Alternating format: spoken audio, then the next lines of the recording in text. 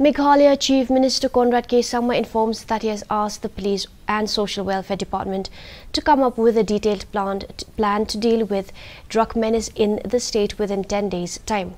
The Chief Minister said that many localities and Rangbashnongs have expressed concern over the rising menace of drugs. He said that they are looking from the police point of view to bring in more machines and technology to be able to scan and stop the entry of drugs from different locations.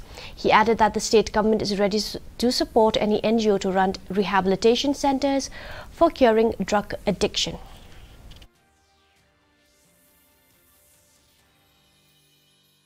I have been visiting many localities in Shillong in the past 2 months, and wherever I go, the elders in those localities, the Rangbashnongs and other members have always been mentioning to me about the menace of drugs and the concerns that they're having.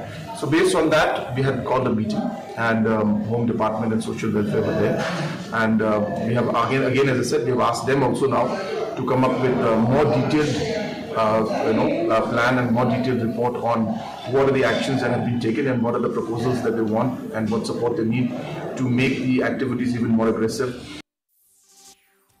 Bringing clarity and closure to the issue around